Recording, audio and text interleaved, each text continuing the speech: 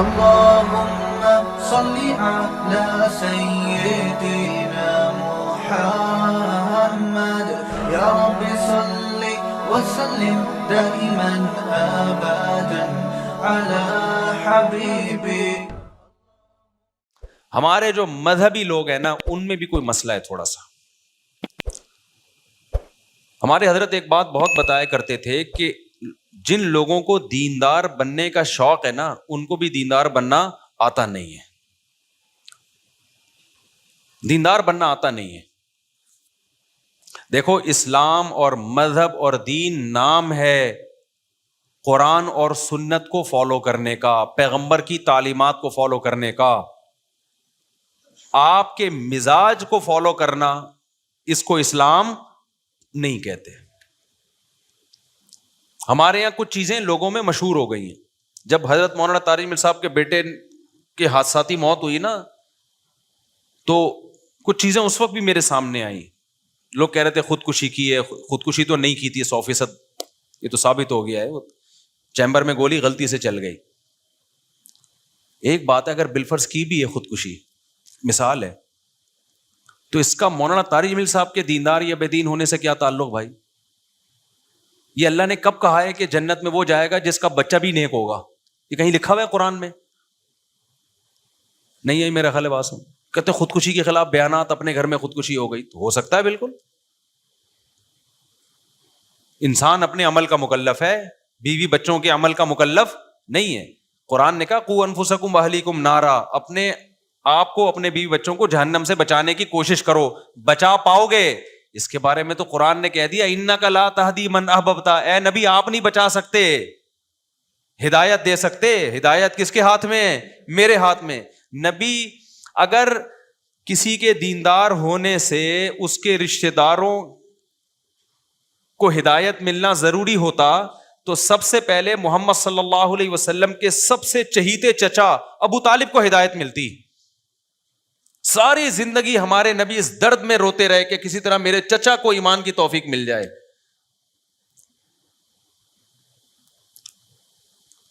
نوح علیہ الصلوۃ والسلام نے 950 سال تبلیغ کی ہے, بیٹا کافر ہو کے مرا ہے. کیا کوئی نوح علیہ السلام, ہمارے لوگ ہوتے وہاں پہ, ہم کہتے لو دنیا کو تبلیغ ہو رہی ہے, اپنے گھر کی فکر نہیں ہے. نوح علیہ السلام کی بیوی بھی کافر, لو دنیا کو سمجھا رہے ہیں, اپنی بیگم کو دوپٹہ نہیں پہنا سکتے. یہ آج کل باتیں مارکیٹ میں کیا کر رہی ہیں. میں طلبہ سے جامعۃ الرشید میں پڑھاتا ہوں نا, طلبہ کو وہ چونکہ مولوی بن رہے ہیں نا, مدرسے تو مولانا بننے کی فیکٹریاں ہوتی ہیں, مال پروڈکٹ ہر سال تیار ہو کے نکلتا ہے. صبح ان کو ایک بات سمجھا رہا تھا کہ کبھی نا اوٹ پٹانگ دعوے نہیں کرنا, ہمیشہ نیچر پہ چلنا, اور جو ریالٹی ہے نا اس سے آگے نکلنے کی کوشش مت کرنا. فنٹر گیری اللہ کو پسند نہیں ہے. حضرت مولانا اشرف علی تھانوی رحمۃ اللہ علیہ کی جو سب سے بڑی خاصیت تھی نا, وہ ہمیشہ ریالٹی پہ بات کرتے تھے, ہمیشہ ریالٹی پہ. ان کی جتنے مواعظ ہیں, خطبات حکیم الامہ کے نام سے اتنے سارے مواعظ چھپے ہوئے, ان کے سینکڑوں کتابیں لکھی ہیں انہوں نے. جب ان کی موت واقع ہو رہی تھی تو عینی شاہدین کا بیان ہے کہ ان کی دونوں انگلیوں سے روشنی کی کرنیں نکل رہی تھی. ایک کرامت کے طور پہ اللہ نے یہ دکھایا, کیونکہ ساری زندگی انہوں نے اپنے قلم سے اصلاح امت کا بہت کام لیا اللہ نے. میں نے بہت پڑھا ہے حضرت مولانا شریف تھانوی رحمۃ اللہ علیہ کو بچپن میں. اگر میں نے ان کو نہ پڑھا ہوتا شاید آج میں یہاں نہ بیٹھا ہوتا. لیکن ان کی اردو بہت گاڑی ہے, بہت ثقیل اردو استعمال ہوتی. کچھ کتابیں حضرت مولانا شریف تھانوی کی طرف منسوب ہیں جو ان کی ہیں نہیں, کچھ اوٹ پٹانگ چیزیں. تو خیر, کبھی بھی ریالٹی سے ہٹ کے مت جاؤ. مثلا میں نے طلبہ کو سمجھایا, میں نے کہا جب تم کل مولانا بنو گے تو اخلاق پر بیان کرو گے. اچھے اخلاق وہ ہوتے ہیں انسان غصہ نہ کرے, ہر ایک سے تمیز سے بات کرے, نیک لوگوں کے گھر میں ہمیشہ محبتیں ہوتی ہیں, کبھی جھگڑے نہیں ہوتے. یہ ہمارے واعظین بیان کر رہے ہوتے ہیں.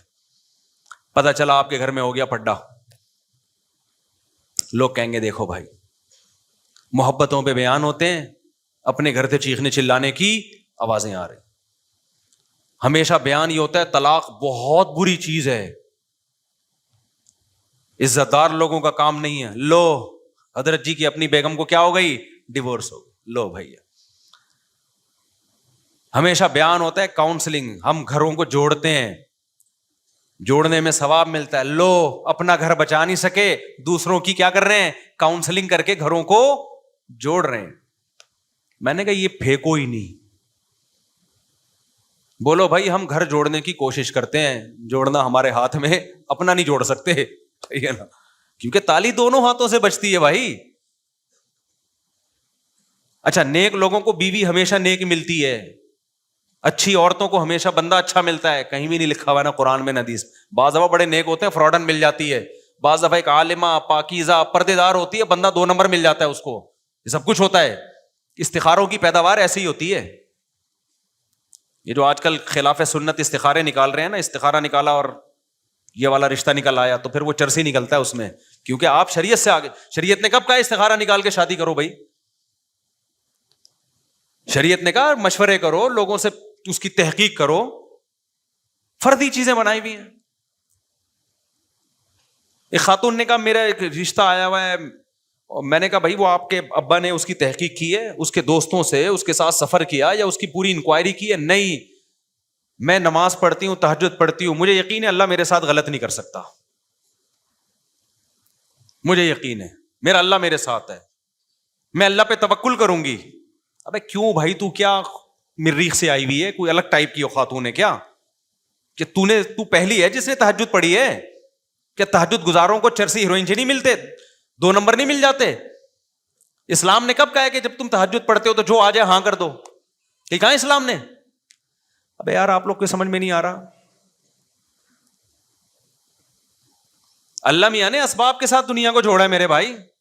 دعا اسباب کے بعد قبول ہوتی ہے. اسباب اختیار کیے بغیر دعاؤں کو فوکس کرو گے, اس کا مطلب آپ دعاؤں میں ہی مخلص نہیں ہو. ایک آدمی کما نہیں رہا, بیٹھا بیٹھا دعائیں مانگ رہا ہے, اللہ روٹی دے دے, تو قیامت تک مانگ مانگ کے مر جائے گا, روٹی نہیں ملے گی اس کو, اٹھ کے پھوٹنا پڑے گا, جانا پڑے گا بازار میں. ایک صاحب آئے مجھے کہنے لگے میرا بیٹا کسی کام کا نہیں ہے. الحمدللہ ایسے ایسے اللہ نے ماشاءاللہ مسلمانوں کو اولادیں دی ہیں, میں اس کی شادی کر رہا ہوں شاید کچھ بن جائے. میں نے کہا اگر نہیں بنا,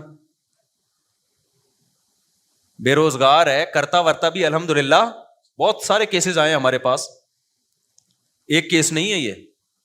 حالانکہ میں تو صبح شام شادیوں کی ترغیب دیتا ہوں. ان کا خیال یہ تھا میں تو بولوں گا ماشاءاللہ یار یہ ہوتا ہے باپ, بچہ کسی کام کا نہیں ہے پھر بھی 4 شادیاں کرا دی اس کی, ماشاءاللہ. میں نے ایسا نہیں کہا اس کو. میں نے کہا نہ یہ کم بخت کچھ کر رہا ہے, کوئی ہلے جلے کچھ, چلو پھر اپنی ذمہ داریاں پوری کر رہا ہو. آپ کو پتا ہے آج نہیں تو کل اپنے پاؤں پہ کھڑا ہو جائے گا یہ, تو چلو اب میں تعاون کر دیتا ہوں. اپنی ذمہ داری تو یہ پوری نہیں کر رہا, پڑا رہتا ہے پوستیوں کی طرح. بہت سے بچے ایسے ہوتے ہیں کہ نہیں ہوتے. میں نے کہا اس کی شادی نہیں کرانا, پچھتاؤ گے, اگلے کی زندگی بھی تباہ ہوگی جو آئے گی. کہہ رہے نہیں یار اللہ نے چاہا تو انشاءاللہ یہ ٹھیک ہو جائے گا نکاح کے بعد. میں نے کہا اللہ نے اگر نہیں چاہا تو پھر تجھے پتا ہے کہ اللہ کیا چاہے گا. یہ بہت لوگ بولتے ہیں اللہ نے چاہا تو ہو جائے گا. ابے اللہ نے چاہا تو ہو تو جائے گا یقینی, لیکن آپ کو یہ کیسے پتا چل گیا کہ اللہ یہ چاہے گا بھی؟ اللہ نے نہیں چاہا تو کیا ہوگا؟ تم نظر سے نظر ملاتے تو, بات کرتے نہ مسکراتے تو, اختلافات ہوتے رہتے ہیں, آنا جانا تھا آتے جاتے تو. آگے ہے یہ ایک شعر, شاعر نے کہا ہے کہ آ بھی جاؤ کہ ہم بلاتے ہیں, تم بلاتے اور ہم نہ آتے تو. یہ شعر کا اس سے تعلق نہیں, صرف تو پہ میں نے سنا ہے. یہ جو میں نے بیان میں تو کا لفظ استعمال کیا نا, اس پہ مجھے یہ شعر یاد ہے. وہ کہتے ہیں بھائی وہ بچہ جو ہے نا ماشاءاللہ وہ انشاءاللہ اللہ نے چاہا تو ہو جائے گا, اللہ پہ توکل کر رہا ہوں نکاح میں. میں نے کہا بھائی جان ایسا توکل جائز, بولو توکل وہ کرے گا جو محنت کر رہا ہو, اپنی ذمہ داری پوری کر رہا ہو. پھر اس میں کچھ کمی بیشی ہو رہی ہے, چلو یار میں نے اپنی ذمہ داری پوری کی, کچھ کام کون کرے گا, کچھ اللہ برکت دے دے گا. ان کے سمجھ میں نہیں آیا. بہت سے لوگوں نے ایسا کیا ہے, کر دی شادی, اس کے بعد جو بیڑا غرق ہوا ہے بہوؤں کا, وہ اور پوستی بن کے بیٹھ جاتے ہیں, کہتے ہیں اب اس چکر میں ہم کما لیتے کہ شادی ابا نے کر دی, بچے اسپیڈ سے کیا ہو رہے ہیں, اب بیان میرا نا لگا کے بچے پیدا ہو رہے ہیں. مفتی صاحب نے کہا 16.5, 16, 17, 18 یہ رپورٹیں چل رہی ہیں. خرچہ کس پہ آ رہا ہے؟ دادا پہ. بولے کم بخت. اور پھر دادا کو یہ بھی امید نہیں ہے کہ یہ بچے بڑے ہو کر کچھ کما لیں گے, کو پتا ہے جیسا باپ ہے بچے بھی, پروڈکٹ بھی ویسی آئے گی مارکیٹ میں.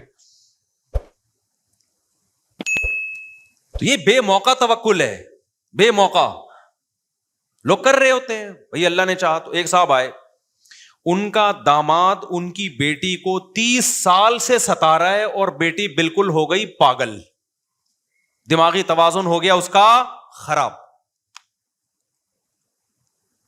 30 سال بعد مشورہ لینے کے لیے آئے کہ میں داماد سے ڈیورس لینا چاہ رہا ہوں, ابھی بھی مجھے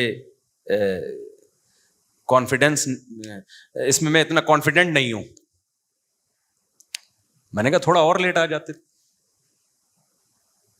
کہہ رہے ہیں ایکچولی ہوا یہ کہ ہماری سوسائٹی میں طلاق کا رواج نہیں ہے, تو ہم نے سوچا داماد جب پتہ چلا بہت خراب ہے اور یہ ایسی حرکتیں کر رہا ہے, لڑکیوں میں انوالو ہے اور نان نفقہ نہیں دے رہا, تو ہم نے کہا بھائی ہم اللہ سے دعا مانگتے ہیں, بڑے بڑے پتھر دل اللہ دعاؤں کے ذریعے سے چینج کر دیتا ہے, تو ہم اللہ پہ اعتماد کرتے ہیں. بیٹی کو بھی ہم نے سمجھایا, ہم نے دعا مانگتے رہے, پھر یہ کیا, پھر یہ وظیفہ پڑھا, پھر یہ پڑھی, پھر ہمیں لگا کہ نہیں یہ ٹھیک نہیں ہوگا, لیکن پھر ہمیں خیال آیا کہ اللہ کے یہاں دیر اندھیر نہیں ہے, اور بالآخر بیٹی کا ہو گیا بیڑا, دماغ ہی خراب ہو گیا اس کا. اور بھائی جان اللہ میاں کے ہاں دیر ہے اندھیر نہیں ہے, 100% درست. اس کا یہ مطلب نہیں ہے جو آپ سمجھ رہے ہو. اس کا مطلب یہ ہے کہ جب حدود اللہ پہ قائم رہنا ممکن نہ ہو, قرآن میں اللہ نے کہا ہے کہ علیحدگی اختیار کرو. جس اللہ نے یہ کہا کہ اللہ کے یہاں دیر اندھیر نہیں, اسی اللہ نے یہ بھی تو کہا ہے نا کہ جب حدود اللہ پہ قائم رہنا ممکن نہ ہو تو کیا کر لو, وہیں یتفرقا یغنی اللہ کلا من سعتہ. علیحدگی اختیار کرو گے اللہ دونوں کو غنی کر دے گا, ٹینشن نہ لو اس کی. طلاق بری چیز ہے لیکن ایسی شدید مجبوری میں تو اچھی چیز ہے, یہ بھی تو اللہ نے ہی کہا ہے. پھر جب آپ علیحدگی کا سوچتے, پھر آپ کو خیال آتا دوبارہ شادی کیسے ہوگی, تو پھر سوچتے کہ اللہ کے یہاں دیر اندھیر نہیں ہے. یہ اس موقع پہ سوچنے کا جملہ تھا. یہ علماء نے لکھا ہے بعض صورتوں میں ڈیورس واجب ہے, طلاق نہیں دیتا کوئی یا نہیں لیتی عورت تو گناہگار ہوگی. ایسا نہ ہو کہ فری میں بلا وجہ یہ کام شروع کر دیں. جب یہ کنڈیشن ہو کہ مار دھاڑ ایک دوسرے کا سر پھاڑ رہے ہو, خودکشیوں کے خیالات آ رہے ہوں, تو اسلام کیا کہتا ہے, علیحدگی اختیار کرو, چپکا کے نہیں رکھو ایک دوسرے کے ساتھ.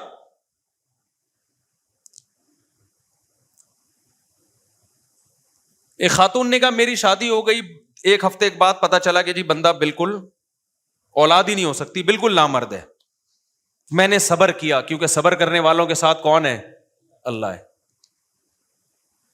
اور اس صبر کا مجھے یہ صلہ ملا کہ 20-25 سال میں نے اس شوہر کے ساتھ گزارا کیا, نہ اولاد نہ کوئی ڈیزائرز پوری کر سکتا ہے وہ, لیکن اب وہ مجھے پہ شک کرنے لگا ہے کہ یہ اتنی پاک دامنی کے ساتھ میرے ساتھ رہ رہی ہے تو لگتا ہے کہ دال میں کچھ کالا کالا ہے. کہتی مجھے یہ وفا کا صلہ ملا.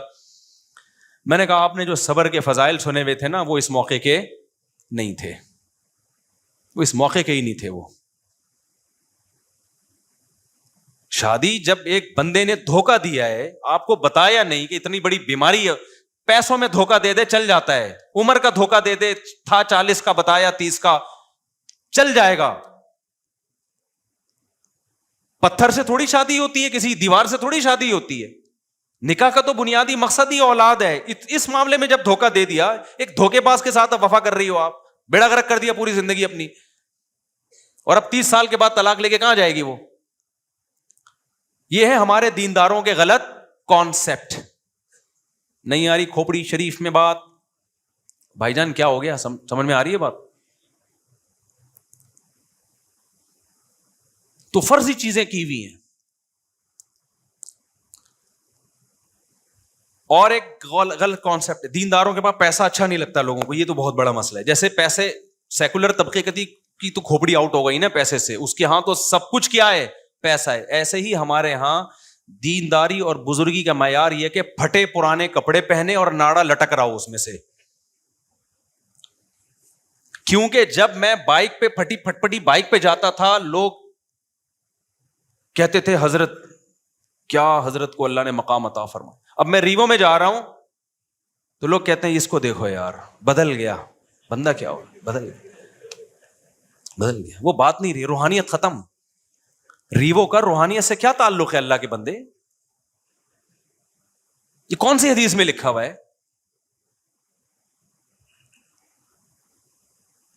یہ سیلفیاں لے رہے ہیں, سیلفی لینے کا اس سے کیا تعلق ہے بھائی؟ ایک صاحب نے لکھا ہمارے مدرسے کے طالب علم کہ میں اس مفتی کے بیان پہلے بہت شوق سے سنتا تھا, پہلے یہ سادہ تھا, پتہ نہیں کیا مطلب تھا, شاید ناڑا لٹک رہا ہوگا, کیا ہوگا. میرے تو ہمیشہ سے یہی سفید لباس رہا ہے, 25-30 سال, 95 سے لے کے اب تک میں سفید کپڑے ہی پہن رہا ہوں. گھر والے کبھی کوئی کلر رنگین پہنا دیں زبردستی تو ایک الگ بات ہے, ورنہ یہی ڈیزائن, یہی کالر, اور یہ اس کے علاوہ کچھ نہیں پہنا ہم نے. اور کیا سادگی چاہیے میرے بھائی تمہیں؟ وہ ناڑا لٹکنا ہی رہ گیا ہے کہ حضرت اتنے سیدھے ان کے زارمل لٹک رہا ہوتا ہے, اتنے سادہ. تو کیا تمہیں لینا دینا یار؟ ایک بندہ اگر ریوو میں بیٹھ گیا تو کیا ہو گیا اس سے یار؟ کیوں فضول؟ یہ اچھے دیندار لوگوں کے کمنٹس ہوتے ہیں نیچے. یہ بھی ایک دماغ ہے. کہتے ہیں حضور صلی اللہ علیہ وسلم کی زندگی تو بہت سادہ تھی. دیکھو ہمارے نبی کی زندگی میں تو پھر سفید کپڑے بھی نہیں تھے. اگر نبی کی زندگی کو فالو کرنا ہے تو اس میں پھر جو کی روٹی ہے, گندم کی روٹی بولو نہیں ہے. پھر تو علماء کو چاہیے کہ ایک ٹائم جو کی روٹی کھائیں بس. پھر اس میں ایک لنگی ہے, کبھی اوپر کی چادر تھی کبھی نہیں تھی. وداؤٹ قمیض ہمارے نبی صلی اللہ علیہ وسلم گھومتے تھے, اس لیے کہ کپڑا ہی نہیں تھا. پھر تو اگلا بیان میرا دھوتی پہن کے ہوگا, وداؤٹ بنیان. پھر دیکھتا ہوں ایسی سادگی آپ افورڈ کر پاؤ گے کہ نہیں کر پاؤ گے. پھر 40 دن گھر میں چولہا نہیں جلتا تھا. پھر یہ والی زندگی ہے, 40 دن پھر آپ بھی کبھی گھر میں ہم چولہا نہیں جلے. کوئی ٹکے گا گھر میں؟ اب تو 4 کی باتیں کر رہا ہوتا ہوں, اس کے بعد ایک بھی نہیں ہوگا گھر میں. او بھائی وہ جو نبی کی زندگی تھی نا, یہ سادگی والی کی, ایک لنگی ہے, اوپر پہننے کی قمیض بھی, غربت تھی, مسکنت تھی, یہ نبی کی اختیاری تھی. اس میں نبی نے ہمیں اپنے آپ کو فالو کرنے کا حکم نہیں دیا. اگر فالو کرنے کا حکم دیا ہوتا تو حضرت عثمان اور عبد الرحمن بن عوف کی بھی یہ زندگی ہوتی. ان کی تو بڑی لگژری زندگی تھی. حضرت عثمان کے اونٹ تجارتی ایک دفعہ مدینہ میں آئے ہیں نا, تو مدینہ کی زمین ہلنے لگی. پتا چلا کہ سینکڑوں اونٹ مال سے بھرے ہوئے مدینہ میں آ رہے ہیں. اونٹ کا چغازا وزن ہوتا ہے. جب سینکڑوں اونٹ لدے ہوئے آ رہے ہوتے ہیں, پتا چلتا غبار سے اور اس کی شان و شوکت سے پتا چلا کہ کس کا تجارتی قافلہ آ رہا ہے, عثمان کا. نہیں آئی میرا خیال ہے بات سمجھ میں؟ تو ہمارے نبی نے تو ان کو منع نہیں کیا. یہ ہمارے نبی کا فقر اختیاری تھا. اللہ نے آپ کا مزاج ایسا بنایا تھا. اس میں بہت ساری حکمتیں تھیں. وہ حکمتیں کیا تھی اس پر میں کئی دفعہ بیان کر چکا ہوں, ابھی یہ میرا ٹاپک نہیں ہے. سلیمان علیہ السلام بھی تو اللہ کے پیغمبر تھے نا. کتنا بڑا عالی شان تخت تھا ان کا, کیسا عالی شان تاج تھا ان کا. ہمارے آج کے یہ صوفی ٹائپ کے, جو جاہل ٹائپ کے صوفی ہیں, یہ اس دور میں ہوتے, حضرت سلیمان کے پاس آ کے کہتے کہ آپ کی تو اسٹائل ہی الگ ہے, آپ کا تو بھائی یہ تو بزرگوں کا اسٹائل یہ ہوتا ہی نہیں ہے. آپ کا تو لشکر دیکھو اور لگژری زندگی دیکھو, آپ کا تو تخت اتنا بڑا عالی شان تخت تھا. سلیمان علیہ السلام ایک چھپڑا بھی تو بنوا سکتے تھے نا بیٹھنے کے لیے. ایک منجی ہوتی, اس پہ سلیمان علیہ السلام آگے بیٹھ جاتے, دربار وہاں بھی لگ جاتا. ارے منجی نہیں ہوتی جس میں نیچے سے بھی ہوا لگتی ہے, بیڈ میں نا نیچے سے ہوا نہیں لگتی. منجی میں فائدہ ہوتا ہے کہ نیچے سے بھی ہوا لگتی ہے, اس میں زیادہ سکون کی نیند آتی ہے. تو سلیمان علیہ السلام ایسے بھی تخت لگا سکتے تھے کہ چارپائی ہوتی ہے وہ جو کھجور کے پتوں والی, اس پہ بیٹھتے. ہمارے نبی کا تخت تو یہی تھا بھائی. ہمارے نبی زیادہ بڑے بادشاہ تھے سلیمان علیہ السلام سے, لیکن تخت کیسا تھا؟ ایک بوریا چٹائی جس میں نشان پڑ جاتے تھے. سلیمان علیہ السلام بھی اللہ کے محبوب پیغمبر, لیکن ان کا انداز کیسا تھا؟ اتنا عالی شان تخت, ملکہ سبا دیکھ کے ہوش اڑ گئے, ہیرے جواہرات جڑے ہوئے اس میں. اب کوئی کہتا ہے یہ بزرگ ہیں, ان کا انداز تو دیکھو. اور بات کا انداز بھی وہی تھا. ہد مارکیٹ سے شارٹ ہوا, سلیمان علیہ السلام نے فرمایا وداؤٹ پرمیشن یہ مارکیٹ سے شارٹ کیوں ہوا ہے؟ جب آئے گا اگر اس نے معقول ریزن پیش نہیں کی اس کو میں سزا دوں گا یا اس کو ذبح کر ڈالوں گا میں. آپ کو لو بھائی ان کے تو بات کیسے کر رہے ہیں یار یہ یہاں کے صوفی ہوتے کہتے یار یہ تو بات بھی عجیب انداز سے کر رہے. بھائی حکومت چلانا ہے تو اسی اسٹائل میں بات ہوگی. اگر سلیمان علیہ السلام کا اسٹائل یہ ہوتا ہد جب آئے گا تو دیکھیں پہلے میں اس کو محبت سے سہروزے کی جماعت میں بھیجوں گا, پہلے محبت سے سمجھاؤں گا میں اس کو. تو ہد تو سدھرتا نہیں سدھرتا, جو اور درباری تھے وہ بگڑ جاتے, بولتے ہیں یہ صحیح مل گئے بھائی ہمیں بادشاہ سلامت, جہاں مرضی غائب ہو جاؤ تو کوئی بھی بہانہ کر دو. یہ دل کے اتنے نرم ہے وہ بہانہ کیا کر لیتے ہیں, قبول کر لیتے ہیں. سلیمان علیہ السلام کو حکومت چلانی تھی, فوج تھی, فوج میں ایسا نہیں ہوتا. میدان جنگ میں فوجی مارکیٹ سے شارٹ ہے تو آفیسر آئے کہہ رہا ہے آپ کہاں گئے ہوئے تھے بیٹا, ابھی تو جنگ شروع ہونے والی ہے, میری نانی کا انتقال ہو گیا تھا سر میں وہاں گیا تھا. کوئی بات نہیں بیٹا, انسان کے اخلاق اچھے ہونے چاہیے, میں تمہیں کوئی سزا نہیں دینا چاہتا, آئندہ خیال کرنا. نانا کا انتقال پہ بتا کے جانا. ایسا ہوتا ہے کسی فوج میں نہیں ہوتا. نظام چلانا ہے بھائی, اس میں ڈانٹ بھی ہے, سزا بھی ہے, دھمکیاں بھی ہیں, کورٹ مارشل بھی ہے. تو جس کی نیچرل لائف ہوگی اس میں دھمکیاں بھی ہوں گی, بدماشیاں بھی ہوں گی, پھٹے بھی ہوں گے, اللہ نہ کرے طلاقیں بھی ہو سکتی ہیں, سب کچھ ہو سکتا ہے. یہ سب سوسائٹی کا حصہ ہے. وجہ اس کی ہے کہ ہو سکتا ہے آپ صحیح ہو, سامنے والا ٹھیک نہ ہو, اور یہ بھی ہو سکتا ہے سامنے والا ٹھیک ہے آپ ٹھیک نہ ہو. عورت بعض دفعہ بہت نیک ہوتی ہے, بندہ بہت ہی 2 نمبر آدمی ہوتا ہے, وہ طلاق لے لیتی ہے. لوگ کہتے ہیں لو بھائی عالمہ ہے, با پردہ ہے, مدرسوں میں ساری زندگی گزار دی اور اپنے شوہر کے ساتھ نباہ نہیں کر سکی, اب ہمیں سمجھا. او بھائی ہو سکتا ہے وہ شوہر اتنا نالائق ہو کہ وہ نباہ کے قابل ہی نہ ہو.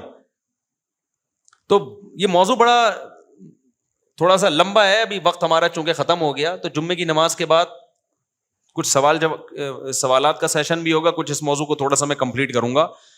تو یہ وہ چیزیں جن کا دینداری سے کوئی تعلق بولو نہیں ہے. پھر تعلق کن چیزوں کا ہے وہ بتاؤں گا انشاءاللہ میں. آپ کہیں گے پھر ہے کن چیزوں کا تعلق, تو پھر تو ایک دنیا دار میں اور دیندار میں کوئی فرق ہی ختم ہو گیا. تو وہ فرق بتاؤں گا میں. ابھی تو میں بتا رہا ہوں کون سی چیزوں کا دین سے کوئی تعلق نہیں ہے. سمجھتے ہو گے نہیں سمجھتے؟ تو باقی وقت چونکہ پورا ہو گیا تو انشاءاللہ جمعے کی نماز کے بعد تھوڑی دیر ہم بیٹھیں گے, آپ لوگ لائن پہ رہیے گا. یہ جو آج بیان ہوا ہے نا, تھوڑا سا میں اس کو تھوڑا سا کنٹینیو کر لوں, ورنہ پھر اس پہ ڈیٹیل میں بعد میں بات کروں گا.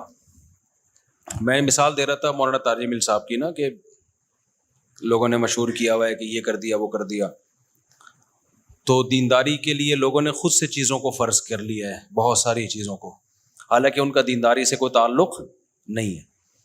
یہ جو میں نے اپنے بارے میں کہا کہ لوگوں کو گاڑی میں جاتا ہوا بندہ پسند نہیں آ رہا, کہ لوگ کہتے ہیں سادگی نہیں ہے, تو اپنے بارے میں رپورٹیں پیش کرنا مقصد نہیں ہے, اپنی صفائیاں پیش کرنا. مقصد یہی ہے کہ لوگوں کا جو یہ کانسیپٹ ہے نا کہ بڑی گاڑی میں گھومنا, جہاز میں سفر کرنا اور اچھے کپڑے پہننا, یہ سادگی کے خلاف ہے اور دیندار لوگ ایسے نہیں ہوتے, یہ کانسیپٹ غلط ہے. اپنی صفائیاں پیش کر کے ہم نے کیا کرنا ہے, کسی نے ہم نے کون سا کوئی وہ کیا کرنا ہے ہم نے, یعنی کوئی الیکشن میں تھوڑی کھڑے ہونا ہے میں نے کہ میں اپنی رپورٹیں پیش کروں تاکہ اگلی دفعہ مجھے ووٹ ملے. مقصد یہ بتانا ہوتا ہے کہ یہ اپنی طرف سے چیزیں لوگوں نے بنا لی ہیں, ان کا دین سے کوئی تعلق نہیں ہے.